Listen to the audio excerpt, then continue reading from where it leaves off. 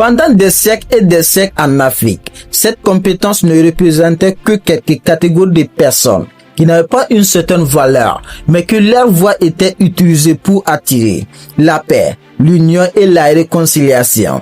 De nos jours, c'est une compétence qui est devenue indispensable pour celui ou celle qui aimerait avoir son propre empire. C'est l'art oratoire, le savoir parler.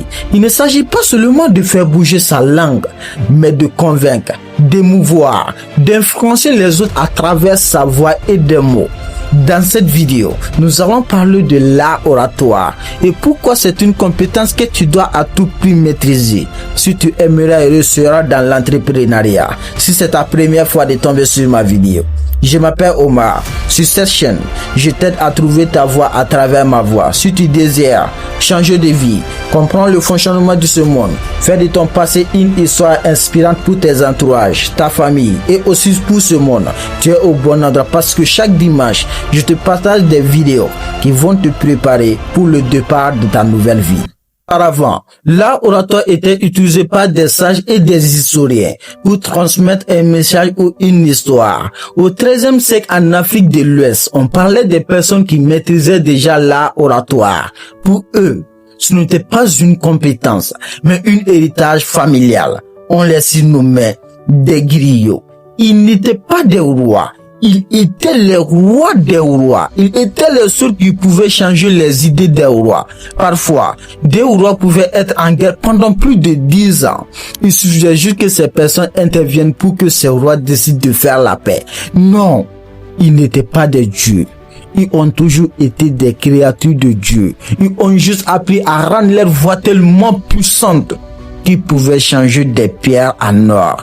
Tout ça, grâce à l'art oratoire. Toute personne qui les maîtrise auront du pouvoir sur les autres. Des fois, la plus difficile, ce n'est pas d'avoir le meilleur produit ou la meilleure service, mais c'est de vouloir convaincre les autres à acheter ou prendre votre service. Il ne s'agit pas seulement de la qualité. Même si tu as la meilleure qualité, si tu ne sais pas convaincre, cette qualité ne te servira à rien. Alors, comment convaincre? On ne peut pas convaincre si on ne maîtrise pas l'art oratoire. Au moins, chaque entreprise a un concurrent. Ce qui peut définir la réussite d'une entreprise, c'est son art oratoire. Comment elle arrive à convaincre les autres. Bref, comment elle arrive à convaincre ses clients. Si ta communication est bien faite, même si tes produits n'ont pas une si grande qualité, les autres continueront toujours à les considérer comme la meilleure qualité de tous les produits. Des fois, tes concurrents auront du mal à s'en sortir, sauf si améliorent leur art oratoire. L'art oratoire est devenu indispensable pour celui ou celle qui veut s'agrandir, augmenter leurs gains et rendre leur entreprise encore plus visible. Cette compétence ne se limite pas seulement aux entrepreneurs, mais même aux employés. Dans l'entreprise, si on sait que tu maîtrises l'art oratoire, tu sais convaincre les autres, tu seras la personne la plus valorisée de l'entreprise. Tu seras un tout petit peu comme la tête de l'entreprise. Et l'entreprise sera prête à tout pour te garder auprès de lui. Et ça ne s'arrête pas là. En famille, dans les sociétés, il aura toujours sa place. Le 4 novembre 2008 dans l'histoire américaine, précisément les États-Unis d'Amérique, Barack Obama a été élu le premier président noir des États-Unis.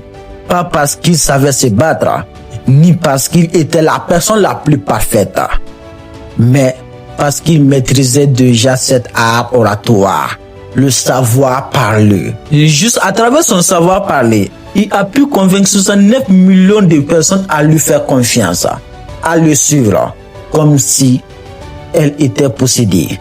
Même si aujourd'hui il n'est plus le président des États-Unis, ce qui est sûr, chaque mot, chaque phrase, chaque slogan qui sortait de sa bouche continueront toujours d'inspirer des millions de personnes. Des fois, il ne s'agit pas seulement de ce dont tu es capable, mais de convaincre les autres que tu es la bonne personne, que tu en es capable. Il y a des personnes qui sont meilleures dans ce qu'elles font, mais comme elles sont incapables de convaincre les autres, elles mourront sans profiter de leurs expertises.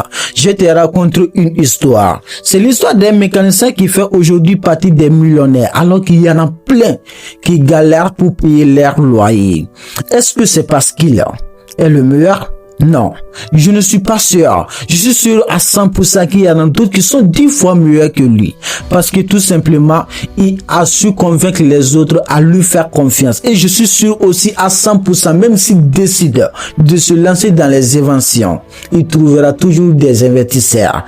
Peu importe ton domaine, si tu sais convaincre, tu finiras par changer ta vie. Mais si tu ne sais pas convaincre, tu finiras ta vie en étant qu'un simple débrouillard.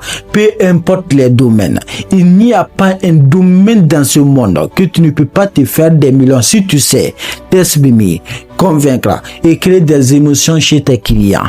Mais si tu manques cette compétence, crois-moi, même si on te donne des centaines de millions d'euros pour créer ton propre entreprise, tu finiras par devenir qu'un simple débrouillard. J'ignore qui tu es et ce que tu vis. Mais si tu manques cette compétence, crois-moi, tu as du travail à faire.